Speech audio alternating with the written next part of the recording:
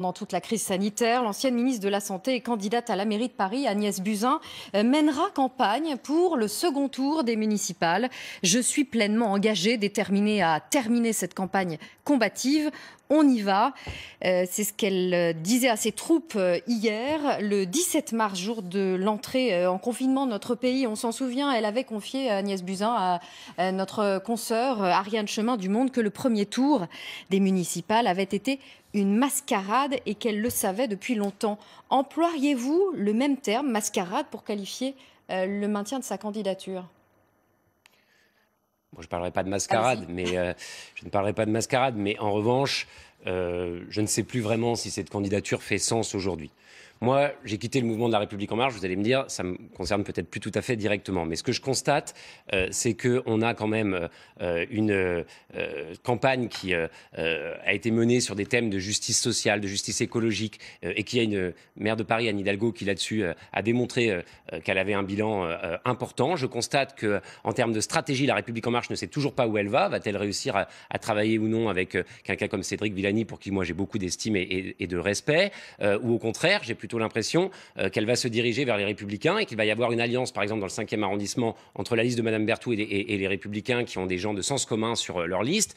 Moi, j'ai du mal à comprendre comment mes anciens amis, collègues marcheurs, qui se sont engagés dans un mouvement progressiste, peuvent supporter tour à tour le renoncement sur la PMA pour toutes annoncé par Gilles Legendre la semaine dernière, une alliance dans le 5e arrondissement avec la droite de sens commun. Où est passé le progressisme dans le mouvement de la République En Marche? Donc moi, je ne vote pas à Paris, mais c'est vrai que si je devais voter à Paris, je voterais aujourd'hui pour Anne Hidalgo et pas pour Mme Buzyn. Pour Anne Hidalgo et pas pour Agnès Buzyn. Oui, parce que je trouve que maintenant, il faut être clair. Il y a clairement à Paris la nécessité de poursuivre une politique ambitieuse en matière écologique, en matière sociale, autour de valeurs progressistes. Moi, j'aurais souhaité que mon mouvement réfléchisse plutôt à travailler avec Mme Hidalgo dès le départ. Ça n'a pas été possible. Il y a eu cette campagne parisienne à rebond qui a quand même été vraiment à déplorer sur de nombreux points. Et aujourd'hui, je ne comprends pas du tout ce que vont faire des gens qui ont défendu la PMA pour toutes, qui ont défendu le mariage pour tous, avec des gens de sens commun, parce que c'est ça qu'on trouve sur les listes sur les listes des Républicains dans le 5e arrondissement et ailleurs à Paris. Donc, à titre personnel, c'est le choix que je ferai, oui.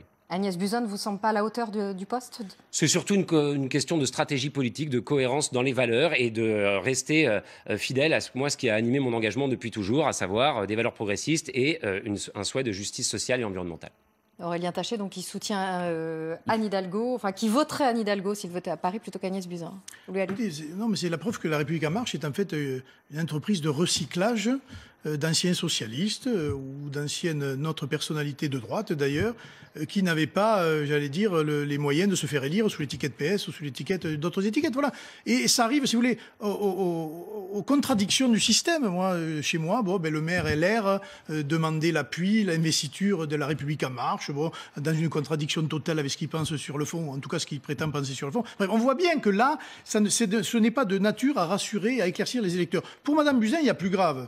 Elle s'est présentée au premier tour devant les électeurs, elle se présente au second tour, elle fait ce qu'elle veut. Je veux dire, elle est responsable et d'ailleurs, je crois qu'elle se présentera. C'est plutôt, moi, par rapport à ce qu'elle a dit, qui est de nature quand même à modifier le comportement des électeurs par rapport à elle sur la crise du Covid. Parce que moi, j'attends qu'elle donne quand même des explications quand elle dit « Je savais ce qui allait se passer, je suis parti la larme à l'œil du ministère ». Ça, moi, je trouve que c'est gravissime et très honnêtement, j'attends de savoir réellement ce qui s'est passé. Parce que si ce qu'elle a dit est l'exacte vérité, à ce moment-là, ça change beaucoup le scénario et le déroulement de la crise du Covid et des réponses politiques qu'il y a eu face à cette crise.